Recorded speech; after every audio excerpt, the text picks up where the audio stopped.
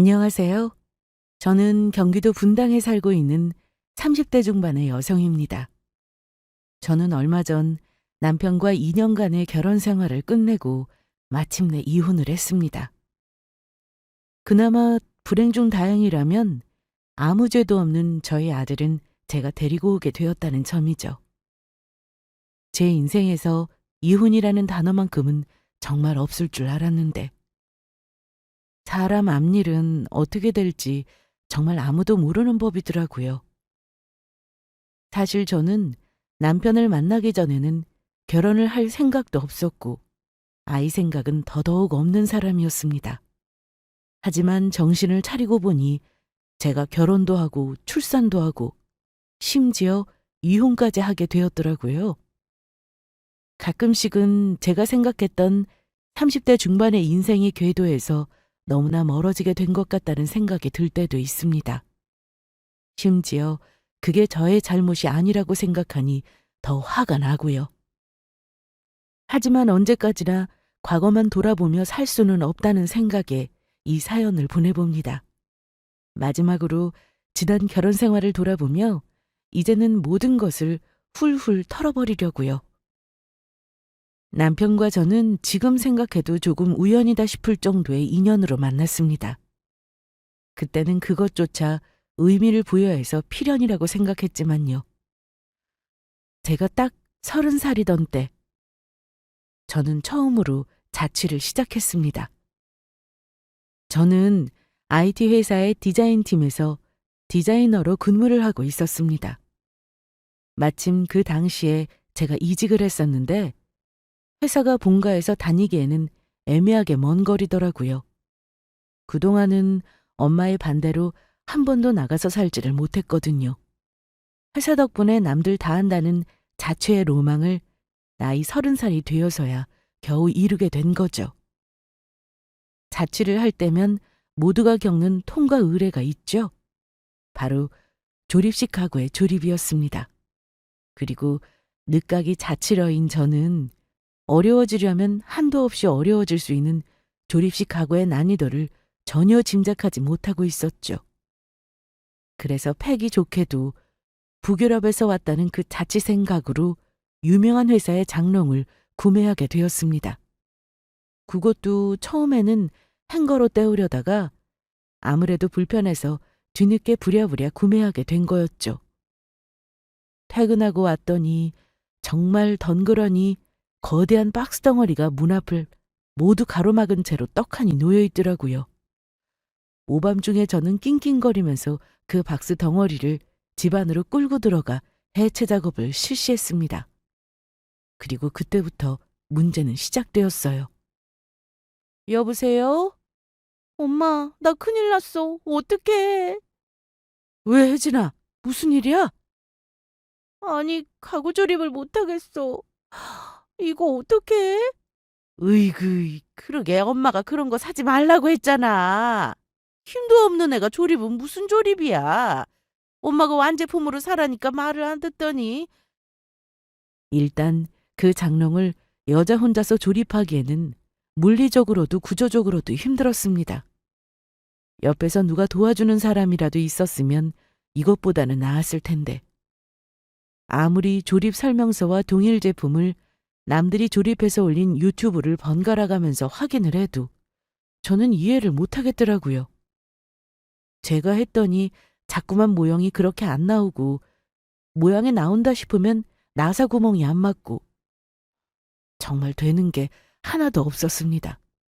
다음 날도 그리고 그 다음 날도 그 문제의 장롱을 붙들고 총 10여 시간을 끙끙거린 끝에 저는 결국 항복을 선언했습니다. 제 장점이 또 빠른 현실 인정이었거든요. 곧장 핸드폰 어플을 켜고 온갖 심부름 및 잡일 의뢰도 가능한 중고마켓에 도움을 요청했습니다. 장롱 조립을 도와달라고요. 정확히는 제가 돕는 거겠지만요. 글을 올리자마자 바로 알람이 울렸습니다.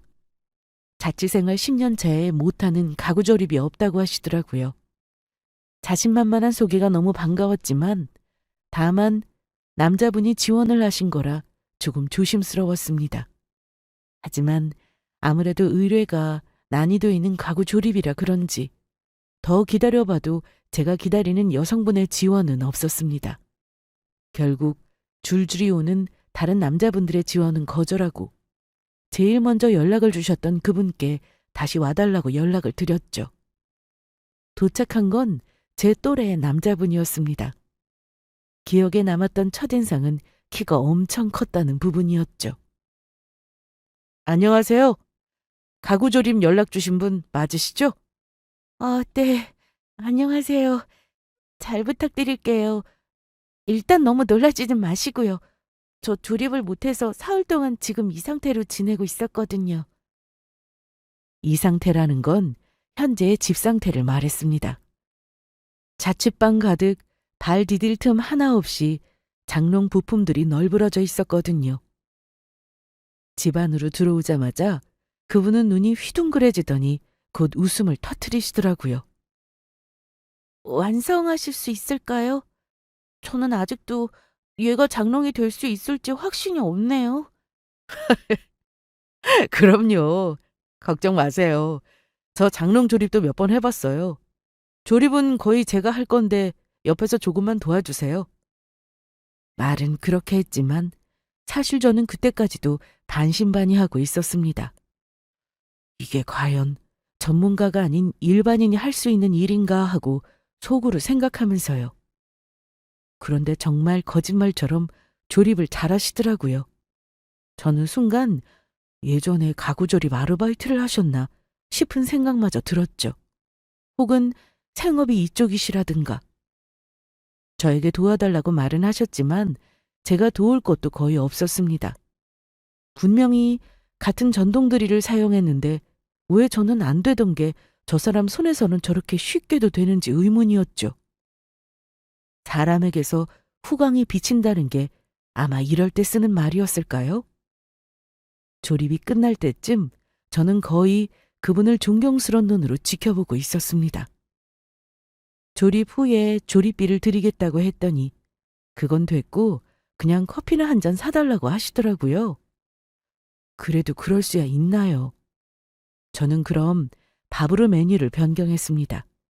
동네 이웃인 그분의 추천으로 동네 맛집을 찾아 아직 이 낯선 동네를 탐방했죠. 저희는 그날 밥도 먹고 커피도 마셨고 동네에 대한 수다도 잔뜩 떨었습니다. 그 뒤로도 연락처를 교환해서 동네 친구처럼 종종 만나서 같이 밥을 먹었죠. 그러다 보니 어느새 그 사람이 제 남자친구가 되어 있더라고요. 그런데 자취방에 남자 부르는 거 안 무서웠어?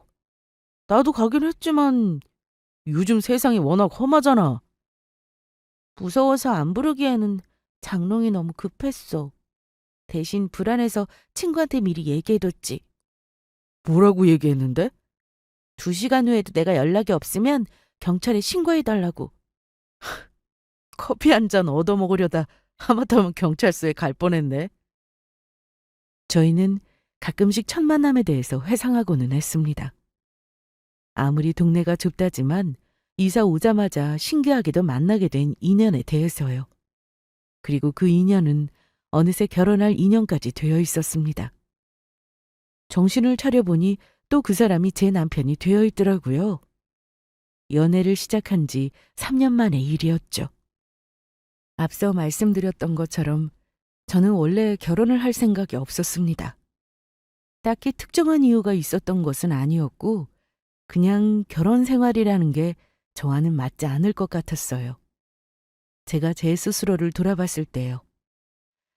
당시에는 남자친구였던 남편과도 이 점에 대해서 처음 사귈 때부터 명확히 밝혔었습니다. 우리는 연애만 하자고요. 웃긴 게 그때는 분명 남편도 동의를 했었죠. 그런데 어느 순간부터 자꾸만 확신에 찬 얼굴로 그러더라고요. 네가 뭐라고 해도 우리는 결국 결혼을 하게 될 것 같다고요.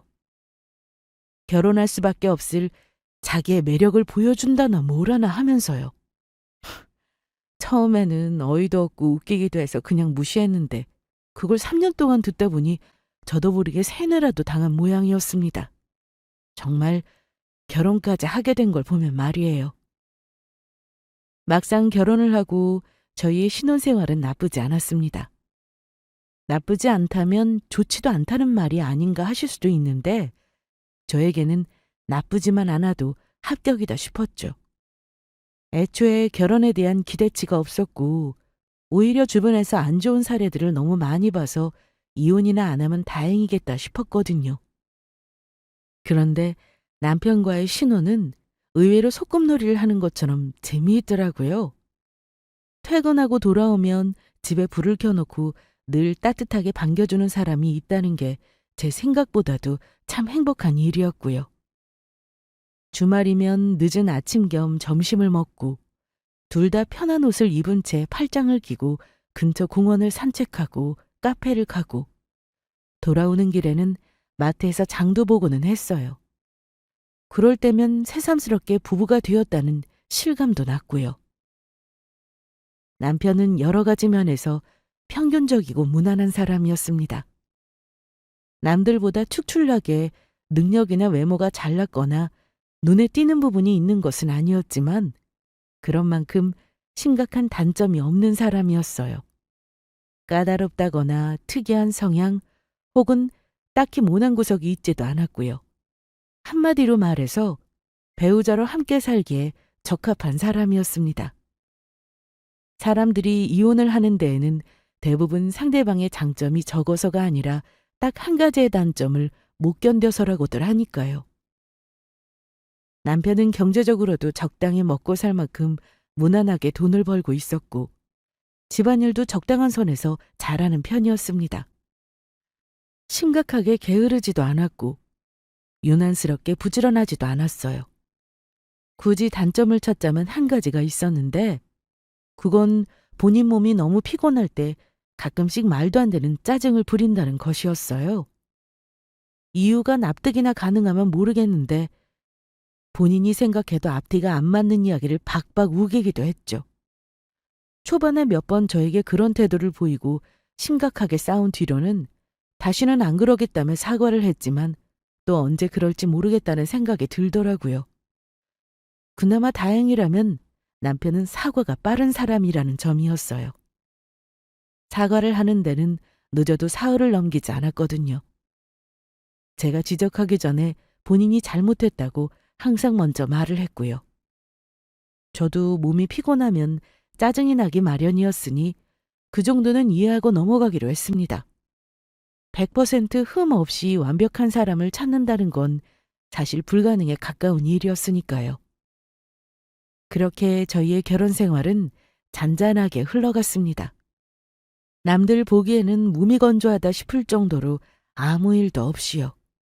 그리고 그 생활에도 파문이 일기 시작한 건 1년쯤 지나서의 일이었습니다. 남편이 문득 아이를 가지고 싶다는 이야기를 꺼냈어요. 솔직히 말해서 저는 아이 생각은 결혼 생각보다도 더 없었습니다. 남편도 당연히 알고 있었고요. 그렇다고 또 나는 무조건 딩크로 살겠다 이런 건 아니었지만 확실히 꺼려지는 건 사실이었습니다. 만약 온전히 저에게 출산에 대한 선택권을 맡긴다면 저는 단언컨대 절대로 낳지 않을 정도로요. 누군가 왜냐고 물어온다면 거기에는 셀 수 없이 많은 이유들이 있었지만 가장 저의 마음에 걸리는 이유는 두 가지가 있었습니다. 첫째는 저의 경력 문제였죠. 저는 첫 직장이었던 스타트업을 거쳐서 현재는 중견기업에서 디자인팀 대리로 일을 하고 있었죠.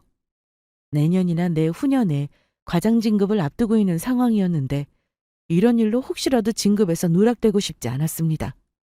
거기다 나중에는 더 큰 회사로 이직을 하고 싶은 계획이 있었는데 소처럼 일을 해서 열심히 포트폴리오를 쌓아야 할 시기에 출산과 육아로 공백이 생기는 걸 원하지 않았죠.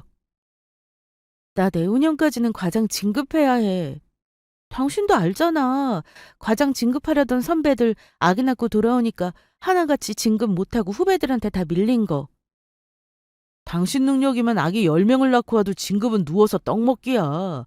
그런 걱정을 왜 하고 있어? 말도 안 되는 소리 하지 말고. 그 선배들도 진급이 안 되면 횡령이라도 저질러나 싶을 정도로 다들 능력자들이었어.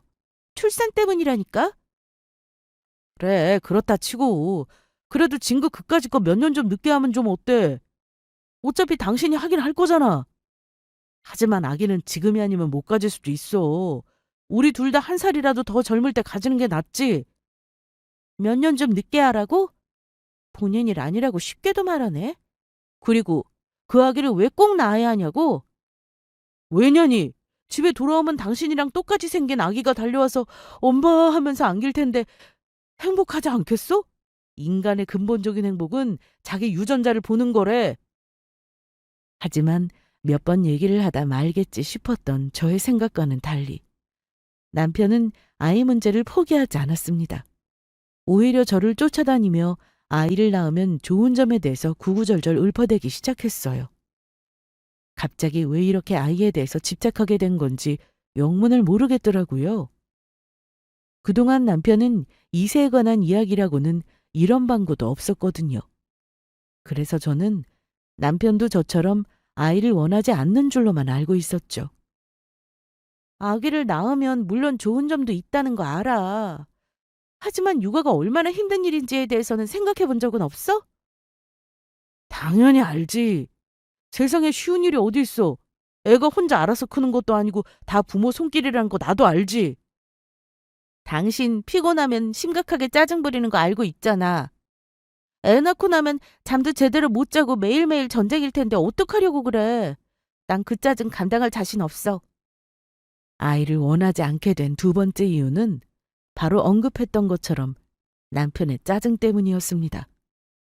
극도로 피곤한 상태에서는 없는 핑계도 만들어내서 부리는 짜증이요. 그 상태가 됐다 싶으면 남편은 아예 상식적인 말이 안 통하는 사람이 되어버리거든요. 오직 그 순간은 무조건 자기 말이 맞다고 우기는 사람이 되어버리고요. 그 성격을 알기에 저는 우리 사이에는 아이가 없는 게 맞다는 결론을 내리게 된 거죠. 육아는 두 사람의 부모가 마치 한 마음, 한 몸인 것처럼 손발이 척척 맞게 움직여도 너무나 어려운 일인데 아이가 없는 상태에서도 피곤하면 저렇게 변해버리는 남편을 뭘 믿고 낳을 생각을 하겠어요? 하지만 제가 모든 이유를 설명한 뒤에도 남편은 여전히 집요했습니다. 에이, 아기 낳으면 절대 안 그러지. 설마 내가 아기 있는데도 그러겠어? 나 지금도 짜증 부리는 거 많이 개선됐잖아. 당신도 저번에 그런 것 같다며. 어디까지나 많이 개선됐다는 거지 아예 안 해야 하는 거 아니야? 그리고 아기 낳으면 바로 안 할 수 있는 걸 왜 지금 당장은 못 그러는데? 알았어, 미안해. 혜진아, 여보, 나 진짜 잘할 자신 있어. 아기 낳고 나면 내가 집안일도 전부 다 하고 당신 시키는 거 하라는 것도 다 할게, 내가. 지금도 나 집안일 잘하잖아. 글쎄, 그렇게 단순하게 생각할 문제가 아니라니까. 그리고 나 출산휴가 쓴다고 눈칫밥 먹다 회사 잘리기라도 하면 어떡할래? 잘리면 당연히 책임지지. 당신 나 못 믿어? 내가 당신이랑 우리 아기랑 다 알아서 먹여 살릴 테니까 당신은 아무 걱정 말고 당신 닮은 예쁜 공주님 하나만 낳아줘. 어? 남편은 이미 눈에 보이는 게 없는 상태였습니다.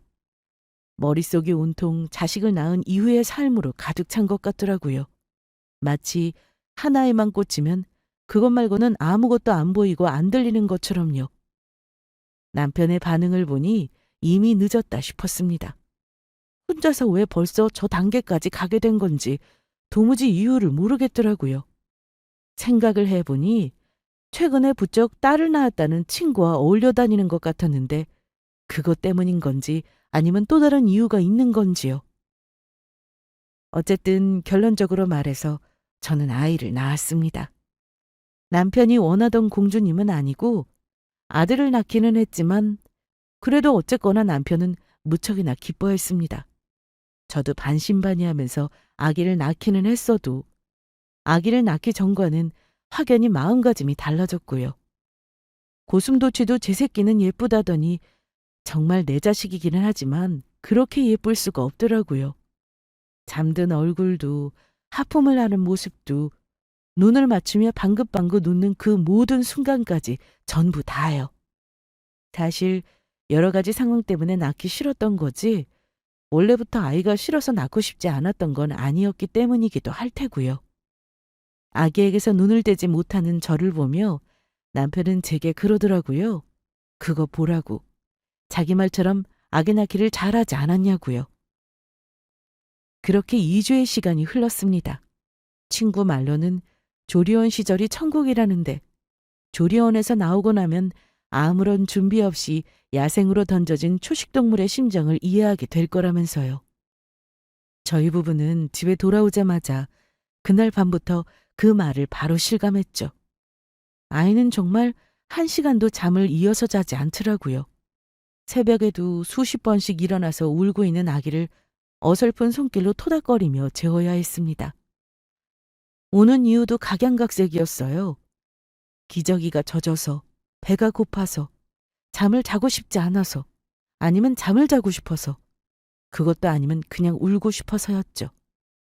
육아가 처음인 엄마와 아빠에게는 이 모든 일들이 가혹한 시련처럼 느껴졌습니다. 그나마 지금은 정부에서 지원해주는 육아 돌보미 분이 계시거든요. 당연히 부부 소득과 비례해 일부 금액을 내야 하는 유료 서비스이긴 했지만 너무 편했습니다. 당연했죠. 그분은 육아의 베테랑이셨거든요.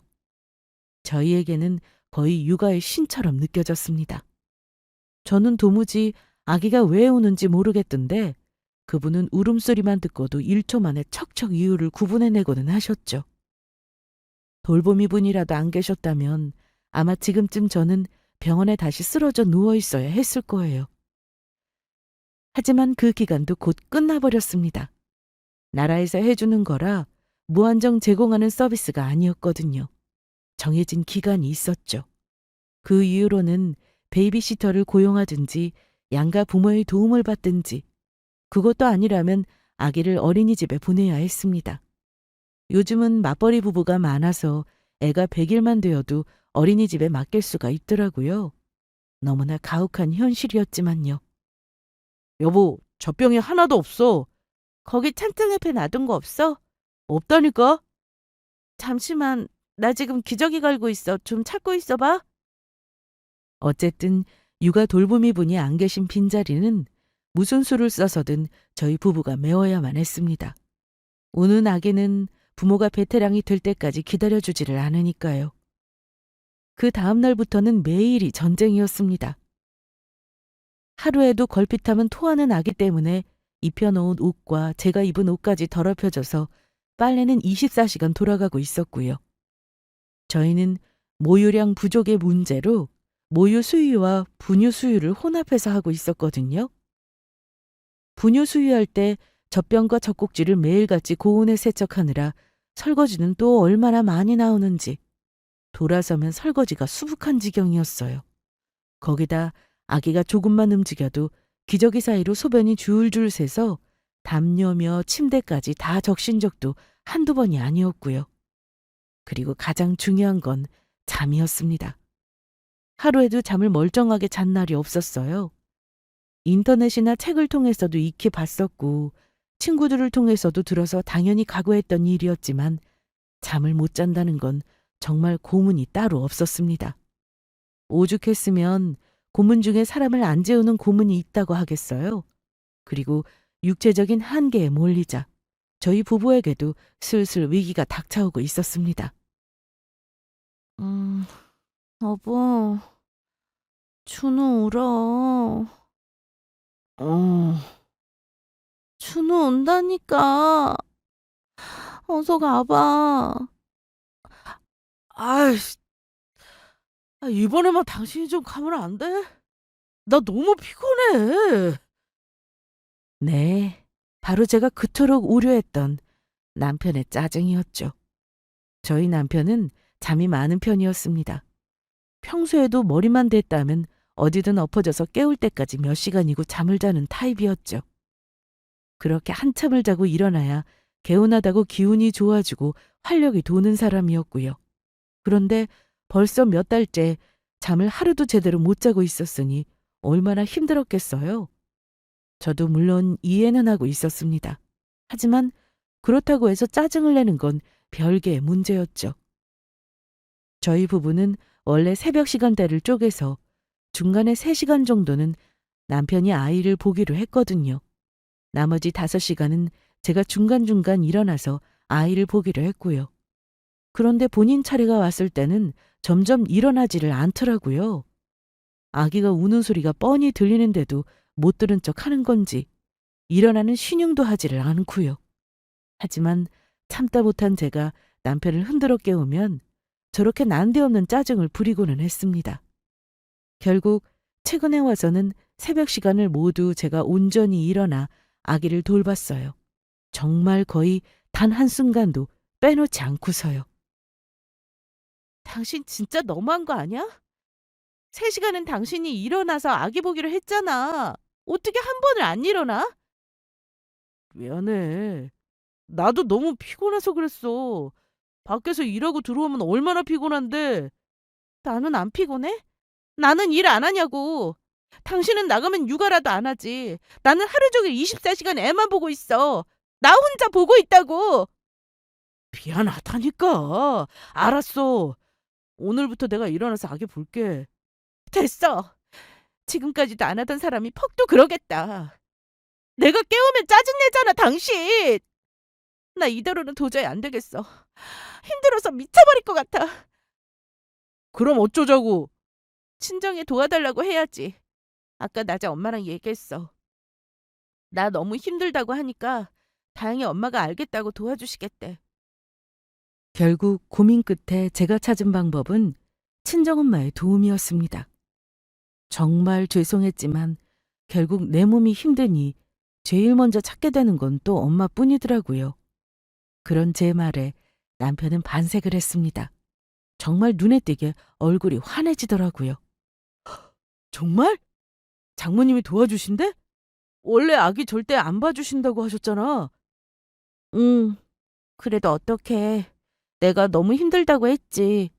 매일 9시부터 와서 6시까지 봐주시기로 하셨어. 진짜 너무 잘됐다. 베이비시터보다 장모님이 100배 낫지. 장모님이 또 엄청 꼼꼼하고 섬세하시잖아. 당신도 장모님 계시면 마음도 편할 거고.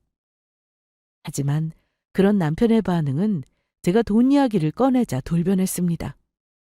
그리고 비용은 한 달에 100만 원만 드리기로 했어. 내가 더 드리겠다고 했는데 됐다고 그것만 달라고 하시더라. 그 돈 받아서 간식비 쓰시겠대. 뭐? 100만 원을 드린다고? 그 돈을 받으시겠대? 어, 그게 무슨 뜻이야? 그 돈을 받냐니?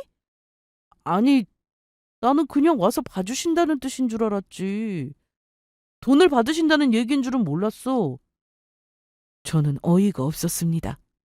그럼 우리 엄마를 공짜로 부려먹을 생각을 했다는 건지.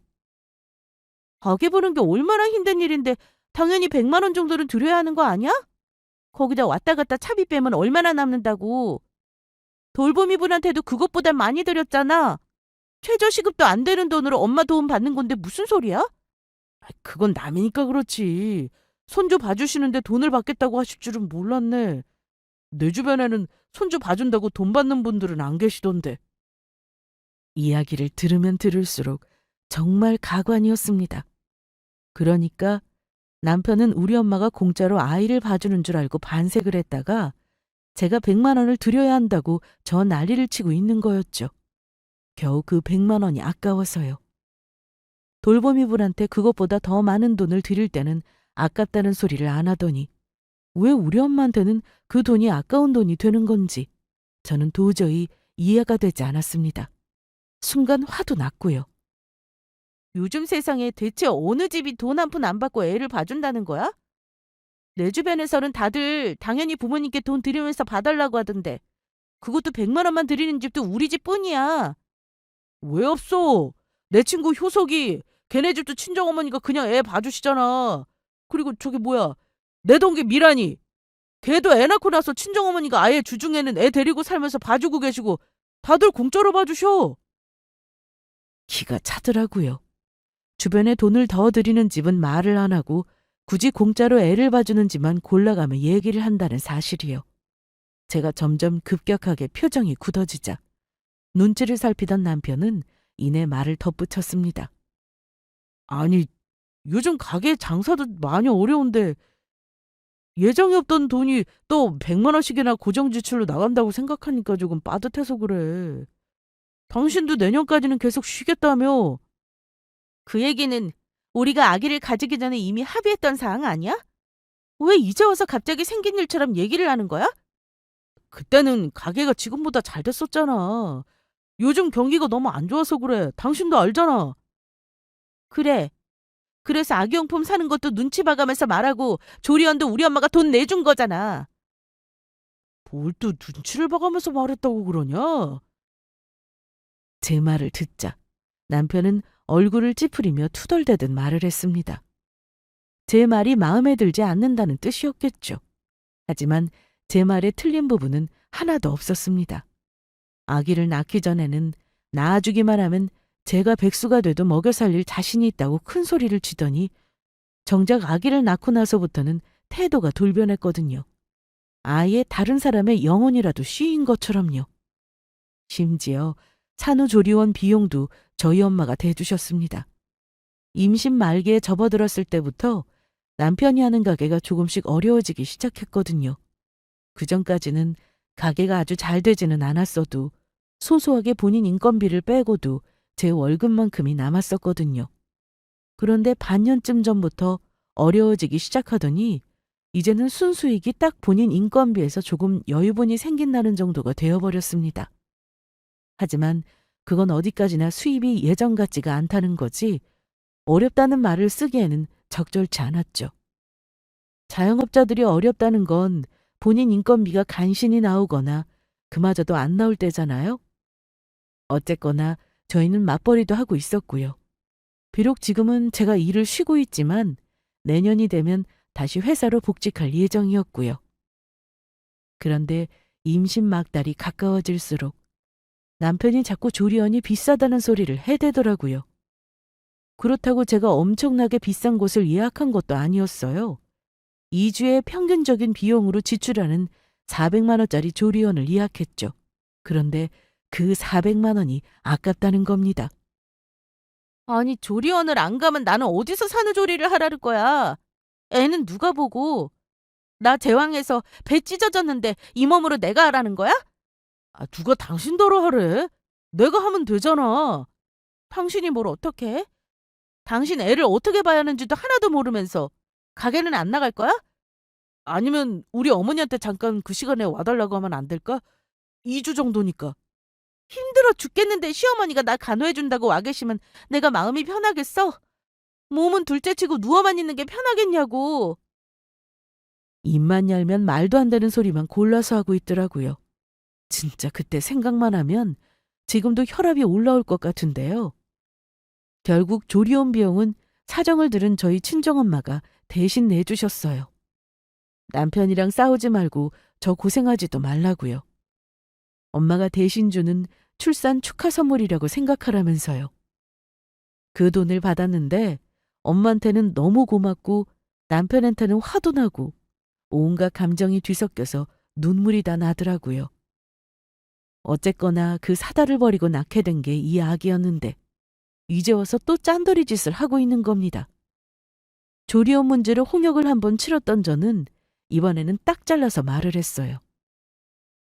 그래, 우리 엄마한테 그 돈 드리는 거 싫으면 그냥 베이비시터를 쓰자. 나 혼자는 애 못 보겠어. 지금도 손목 다 나갔고 허리도 다 나갔어. 허리 디스크가 다시 터질 판이라고. 저는 손목 터널 증후군도 있고 허리도 좋지 않아서 예전에 허리 디스크 수술을 한 적도 있었습니다. 아무리 생각을 해봐도 애를 낳거나 보기에는 최악의 몸 상태였죠. 하지만 어떻게든 아이는 낳았고 아이를 오래 안고 있으면서 점점 더 악화되고 있었습니다.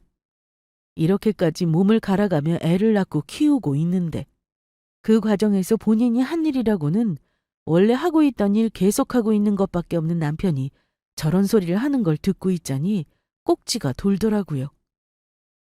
베이비시터를 쓰자고? 시터는 남이니까 당연히 돈을 줘야지. 물론 돈은 더 나가겠네. 100만 원 가지고는 시터 못 쓰는 거 당신도 알지? 아니, 우리 형편에 무슨 시터를 또 쓰자고.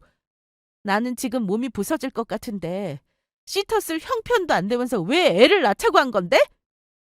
당연히 시터를 쓰자는 말에는 또 기겁을 하는 남편이었습니다. 저는 참다 못해 소리를 꽥 지르고 말았죠. 남편은 그제야 놀라서 알겠다며 마지못해 대답을 했습니다. 장모님한테 100만 원 드리는 걸로 하자고요. 솔직히 말해서 남편이 하는 꼴을 보고 있자니 밖에 나온 아기를 할 수만 있다면 도로 뱃속으로 집어넣고 싶은 심정이었습니다. 아기는 너무나도 예쁘고 사랑스러웠지만 남편의 태도를 보니 도저히 앞으로 같이 육아를 해낼 자신도 마음도 없어지고 있었거든요. 어쨌든 이 문제는 그렇게 일단락 되는 듯 했습니다. 엄마가 100만 원을 받고 저희 집에 매일 와주시기로 했고 저는 엄마가 애를 봐주는 사이에 조금이나마 쉬기로요. 그리고 재택으로 약간씩 회사 일을 맡아 하기로 했습니다. 제가 나오기 전까지 맡고 있었던 프로젝트에 계속 문제가 생기고 있었거든요. 그 소식이 들려오는데 마냥 손 놓고 쉬고만 있기에는 마음이 너무 불편하고 불안하더라고요. 회사에서도 마침 제가 재택으로 조금이라도 일을 할 수 있다는 소식에 반색했고요. 아무튼 그렇게 합의는 끝난 상황이었습니다. 그런데 일은 저희 엄마가 오신 후에 터지게 되었죠. 저희 엄마가 사흘쯤 저희 집에 오신 후의 일이었습니다. 처음에는 엄마도 저희 집 살림에 익숙하지가 않아서 젖병이며 기저귀며 온통 제가 위치를 알려드려야 하고 사용법도 알려드려야 했거든요. 그래서 제가 온전히 쉬거나 일에만 집중할 수 없었습니다. 하지만 며칠이 지나서 금방 엄마도 적응을 하시더라고요. 그 뒤부터는 제가 할 일이 없었습니다. 정말 너무 편했어요. 혜진아, 점심 뭐 먹고 싶어? 나 잔치국수 먹고 싶은데. 엄마는? 면 말고 몸에 좋은 것 좀 먹으라니까. 알았어, 엄마가 해줄게. 와, 엄마가 해주는 국수 진짜 오랜만에 먹겠네? 엄마가 아기를 봐주시는 건 당연했고 거기다 더해서 저까지 챙기셨어요. 제가 조금만 도우려고 해도 됐으니까 그냥 누워만 있으라고 하실 때가 대부분이었고 그 와중에 점심 메뉴까지 제가 원하는 걸로 만들어주셨죠. 다들 아실 거예요. 몸이 안 좋을수록 엄마 밥이 얼마나 그리운지. 베이비시터를 고용해도 그분은 정말 딱 아기만 봐주시는 분이라 젖병 삶고 그때그때 필요한 물건들 챙기는 것까지 옆에서 다 본인이 직접 해야 한다고 하더라고요. 제 친구는 시터가 시키는 심부름이 하도 많아서 그게 더 힘들었다고도 하고요. 그런데 친정엄마는 완전히 사정이 달랐죠. 엄마가 아침에 집에 오시고 나면 그때부터 저는 완전히 자유였어요. 물론 중간중간 저도 아기를 볼 때가 있기는 했는데 대부분은 누워서 엄마가 주는 간식을 받아 먹고 가끔씩 회사 업무를 보고 그게 전부였습니다. 천국이 따로 없더라고요. 이제야 진짜 좀 쉰다는 생각이 들었어요. 남편도 당연히 몸이 편했겠죠. 왜냐하면 낮에 쉴 수 있었기 때문에 제가 새벽 내내 아기를 돌볼 수가 있었거든요. 교대를 하겠다던 남편이 밤새 한 번도 일어나지 않아도 제가 깨운 적도 없고요. 남편이나 저나 모두에게 이보다 더 좋을 수는 없는 상황이었습니다. 그런데 사건은 그 후에 터지게 되었죠. 원래 주 5일만 방문하시기로 했던 엄마가 그냥 토요일도 봐주시겠다며 하셨거든요. 당연히 제가 힘들까봐 그러셨던 거고요. 당시에 저는 엄마가 오면 또 무슨 점심을 해달라고 할까 하는 철없는 생각이나 하고 있었습니다. 9시가 되어 엄마가 막 집에 도착하셨을 때였어요. 그런데 가게를 나간다던 남편이 갑자기 집으로 돌아왔더라고요. 당신 갑자기 왜 왔어? 민지야, 인사해야지. 나서방 왔나? 어머, 얘는 누구야? 그런데 남편이 조카를 데려온 겁니다. 남편이 손을 잡고 데려온 건 바로 저희 시누이의 딸이었어요. 올해 3살이 되는 애였죠. 평소에 바쁘다고 왕래도 잘 안 하던 시누이였는데 어떻게 갑자기 시조카를 보게 될 줄은 몰랐고요. 저도 얼떨떨한데 저희 엄마는 당연히 그러시지 않았겠어요? 민지라고 우리 시누이 딸인데. 여동생네가 오늘 급하게 어디를 가야 하는데 이 애 봐줄 사람이 없다고 해서요. 제가 저희 집에서 하루 봐준다고 했어요. 장모님 괜찮으시죠? 아니, 미리 말이라도 했어야지. 이렇게 갑자기 애를 데려오면 어떡해? 나도 방금 연락받았어. 급하다는데 서로 좀 도와야지.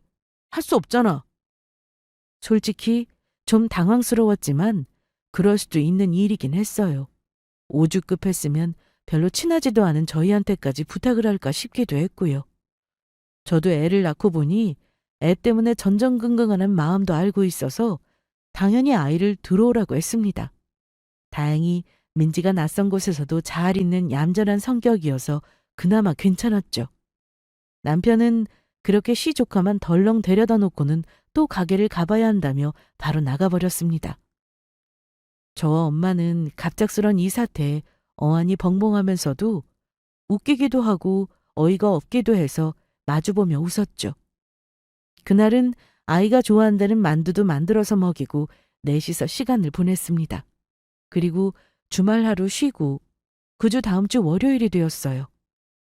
그런데 가게에 출근했던 남편이 집으로 다시 돌아왔더라고요. 네, 또 애를 데리고 온 겁니다. 엄마도 이 상황이 당황스러운지 말이 없으시더라고요.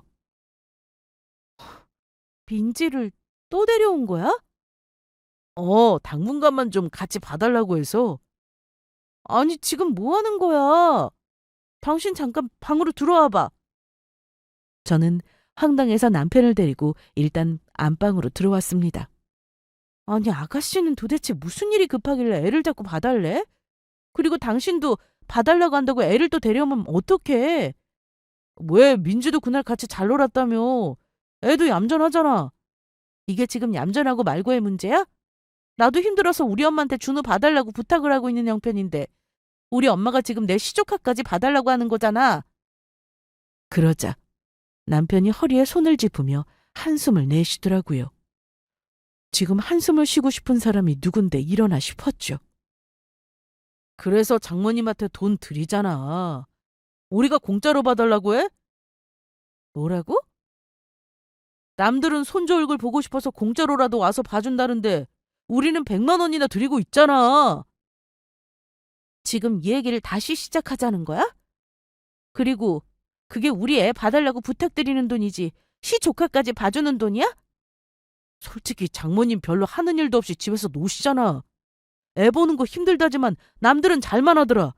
누구는 땡볕에서 땀으로 샤워하면서 일하는데 에어컨까지 나오는 이 시원한 집에서 용돈까지 받고 일하시면서 겸사겸사 애 하나 더 봐주는 게 뭐가 문제야? 그 순간 벌컥 방문이 열렸습니다. 방문을 닫기는 했는데 방음이 잘 되지 않는 데다가 남편 목소리가 워낙 커서 거실에 있는 엄마에게까지 다 들렸던 게 뻔했죠. 듣다 못한 엄마가 저희 방문을 열고 들어오신 거고요. 됐네. 나서방 자네도 그만하고 혜진이 너도 그만해. 엄마. 자네 눈에는 내가 별로 하는 일도 없이 집에서 놀면서 애나 봐주고 있는 건지 모르겠는데 내가 봤을 때는 자네가 애 키우는 게 얼마나 힘든 일인지에 대한 개념이 잘 없는 것 같네. 애를 한 번이라도 제대로 봤으면 그런 말이 안 나올 텐데 평소에 혜진이한테만 맡기고 애를 보기는 보나? 아, 장모님, 제가 실언한 부분도 있기는 한데 말 나온 김에 솔직히 말씀드려서 제 입장에서는 좀 그렇습니다. 비용도 드리는데 같이 봐주실 수도 있는 게 아닌가 하고요. 제가 기가 막혀서 남편의 말을 저지하려는 순간 저희 엄마가 먼저 말씀을 하셨어요. 그래, 비용을 받으면 이것도 일이라고 생각하고 내가 봐줄 수 있지. 그런데 이 돈 가지고 내 인건비도 안 나올 것 같아서 2명은 못 보겠네. 애 2명 봐달라고 할 거면 거기에 맞는 비용을 지불해야지. 네? 자, 내가 한 달에 건물 관리로 버는 돈이 2천이네. 내 인건비가 그 정도니까 자네가 2천 주면 애 하나 더 봐주는 게 무슨 문제겠어? 이, 이게 무슨... 남편은 엄마가 내민 핸드폰 화면을 무심코 들여다보다가 기겁을 했습니다. 엄마가 내민 건 통장 입출금 내역과 잔고가 나와 있는 은행 어플이었어요. 엄마가 월세를 받으시는 통장이었죠. 남편은 어플을 보며 아주 화면 안으로 빨려 들어갈 듯 놀라더라고요. 스크롤을 아래 위로 올렸다 내렸다 하면서 통장 소유주인 저희 엄마 이름도 거듭해서 확인을 했고요. 저희 엄마 명의 앞으로 10여 년 전에 돌아가신 아빠가 남기고 간 건물이 있었습니다. 꼬마 빌딩이었는데 지금은 작게 월세를 받고 있는 건물이었죠. 한 달 월세가 2천이었어요. 물론 자잘하게 수리비나 유지비가 들어가긴 했지만요. 저희 남편은 전혀 모르고 있던 사실이었습니다. 남편을 만나기 전부터도 엄마가 항상 신신당부를 했었거든요. 돈 있는 티를 내면 안 좋은 사람들이 안 좋은 목적으로 다가오게 된다고요. 남들한테는 돈 있다는 자랑을 절대로 해서 좋을 게 없다고 하셨죠. 남편에게도 사람 일이라는 건 언제 어떻게 될지 모르니 숨기라고 하셨고요. 그래서 저희 남편은 엄마가 그저 소소하게 용돈벌이나 하시는 줄 알지 이렇게 큰 돈을 받고 계시는 줄은 꿈에도 모르고 있었던 겁니다. 잠시만요, 장모님. 잠시만 기다려주세요. 그제서야 저희 엄마의 재력을 알게 된 남편은 기겁을 하고 그 순간 민지 손을 잡고 거짓말처럼 집을 뛰쳐나갔어요. 그 사람이 사라진 빈집에서 저와 엄마는 말없이 한숨만 내쉬고 있었습니다. 그리고 10여 분이나 지났을까. 남편이 곧장 집으로 다시 뛰어왔어요. 바로 시누이를 불러서 애를 데려가라고 했다더라고요. 돌아왔을 때의 남편은 그야말로 다른 사람이 되어 있었습니다. 저희 엄마 앞에서도 고압적이던 아까의 그 버릇없는 태도는 어디 가고 완전히 저 자세로 굽신거리기 시작했거든요. 장모님, 제가 아까는 너무 화가 나서 실언했습니다. 한 번만 용서해 주십시오. 실언이라고? 그게 당신 진심이 아니고? 당신도 알잖아. 내가 짜증이 나면 아무 말이나 막 하는 거.